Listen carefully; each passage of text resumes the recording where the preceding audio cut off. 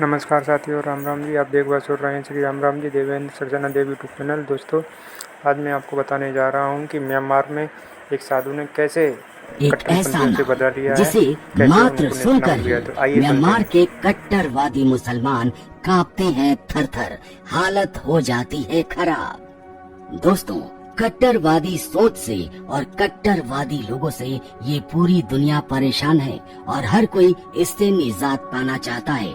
लेकिन आपको जानकर आश्चर्य होगा कि दुनिया का एकमात्र ऐसा देश जो इन कट्टरवादियों से छुटकारा पा चुका है, वो देश है म्यांमार। और इसके पीछे हाथ है मात्र एक व्यक्ति का। आपको जानकर हैरानी हो रही होगी कि भला एक व्यक्ति इन कट्टरवादियों से छुटकारा कैसे दिला सकता है। लेकिन दोस्तों, ये बात बिल्कुल सच है और उस व्यक्ति का नाम है वीराथू। जी हाँ, वीराथू ही वो नाम है जिसका नाम सुनकर वहाँ के कट्टरवादी थर-थर कांपते हैं। जो काम अमेरिका, फ्रांस, भारत, रूस कोई नहीं कर पाया, वो बर्मा के वीराथू जी ने कर दिखाया है। आज बर्मा में करोड़ों रुपए के बने मस्जिद वीरान पड़े हैं, क्योंकि आज देश में मुसलमान देखने को नहीं है। जी हाँ, वहाँ जाएं और देखें इन मस्जिदों को, और जो बचे खुचे वहाँ कुछ मुस्लिम बचे हैं ना, उनकी भी तबीयत से ठुकाई हो रही है।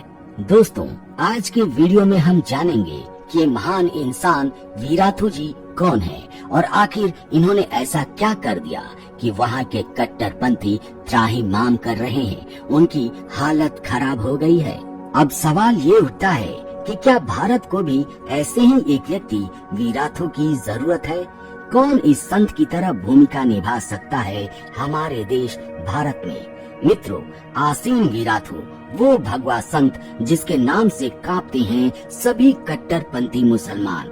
वीराथू, जी हाँ, बस एक ही शब्द काफी है म्यांमार में। इस शब्द को सुनकर कट्टरपंथी मुसलमानों में कंपकपी मच जाती है, उनकी हालत खराब हो जाती है। बर्मा के बौद्ध गुरु वीराथू जी ने आखिर किस तरीके से मुस्लिमों को भगाया या कमजोर किया, यही समझने वाली बात है। जैसे मुसलमानों में 786 का नंबर लक्की माना जाता है, वैसे ही वीराथू जी ने 969 का नंबर निकाला और उन्होंने पूरे देश के लोगों से आह्वान किया, उनसे रिक्वेस्ट किया कि जो भी राष्ट्रभक्त बौद्ध है वो इस स्टिकर को अपनी जगह पर लगाए। इसके बाद टैक्सी चलाने वालों ने टैक्सी पर इस नंबर को लगाया, दुकान वालों ने दुकान पर लगाया, इसको लगाना शुरू कर दिया। लेकिन वीराथू का संदेश साफ था कि हर बौद्ध अपनी सारी खरीदारी और व्यापार वहीं करेंगे जहां ये स्टिकर लगा होगा। किसी को टैक्सी में चढ़ना है तो उसी टैक्सी में चढ़ेंगे जिसके ऊपर ये स्टिकर होगा, उसी रेस्टोरेंट में खाएंगे जहां ये स्टिकर होगा। उन्होंने ये भी कहा कि हो सकता है ऐसी हालत में कट्टरवादी मुस्लिम सऊदी से आए पैसों के दम पर अपने माल को कम कीमत पर बेचकर आपको आकर्षित करें। लेकिन आप ध्यान रखना, आप 2 पैसा ज्यादा देना और सोचना कि आपने अपने देश के लिए पैसा लगाया है।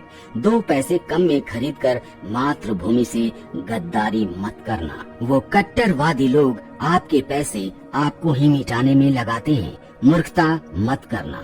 दोस्तों, हालत ये हो गए कि कट्टरवादी मुस्लिमों के व्यापार ठप पड़ गए। कट्टरवादी मुस्लिम इतने डर गए कि इस स्टिकर लगी टैक्सी पर चढ़ना तो दूर की बात है, किनारे से कन्नी काटने लगे। पूरे देश में मुसलमानों के होश ठिकाने आ गए और फिर ये स्टिकर एक तरह से देशभक्ति का प्रमाण बन गया, जिनके जिहाद का जवाब बन गया। और इस अनोखे आइडिया का प्रभाव आप देख सकते हैं कि आज बर्मा से कट्टरवादी मुस्लिम भाग चुके हैं। वीराथू वो संत हैं जिन्होंने कट्टरवाद के खिलाफ पूरे म्यांमार को खड़ा कर दिया और फिर वहाँ से लोगों ने अवैध मुस्लिमों को खदेड़ डाला। लोग जो भगवान बुद्ध की बातों पर अमल करते आ रहे थे, उन लोगों ने देश की रक्षा के लिए बुद्ध की बातों को छोड़कर संत वीराथू की बातों पर अमल करना शुरू कर दिया। वीराथू ने कहा, चाहे आप कितने भी दयावान हो और कितने ही शांति प्रिय हो, पर आप एक पागल कुत्ते के साथ नहीं सो सकते, अन्यथा आपकी शांति वहाँ कोई काम नहीं आएगी और आप बर्बरता से खत्म कर दिए जाओगे। उन्होंने कहा कि शांति स्थापित करने के लिए हथियार उठाना होगा, शांति के लिए युद्ध भी जरूरी है। ये सारी बातें वीराथू ने गीता से सीखी थी और फिर कट्टरवाद की बीमारी झेल रहे म्यांमार के लोग एकजुट हो गए, वीराथू के लिए जान लेने और जान देने को तैयार हो गए। पूरे म्यांमार से अवैध मुसलमानों को खदेड़ा जाने लगा।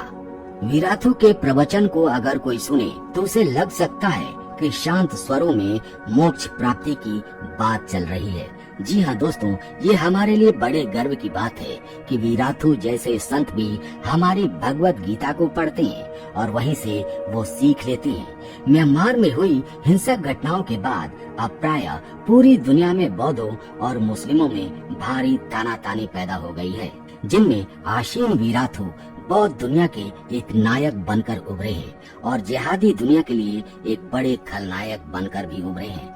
म्यांमार में हुए कई सर्वेक्षणों के बाद ये प्रमाणित हो चुका है कि जनता बौद्ध भिक्षु वीराथू के साथ है।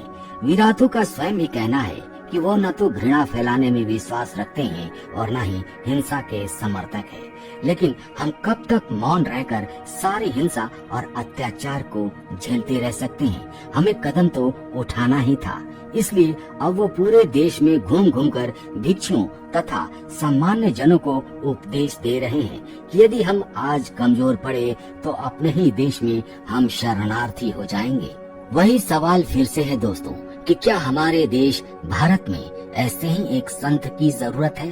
अगर है तो कौन सा है वो संत जो इस भूमिका को निभा पाएगा, जो हमारे देश के लिए वीराथू बन पाएगा?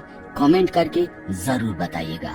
तो दोस्तों, आज के वीडियो में इतना ही। मिलते हैं आपसे अगले वीडियो में एक नए टॉपिक के साथ। तब तक के लिए जय हिंद, जय भारत,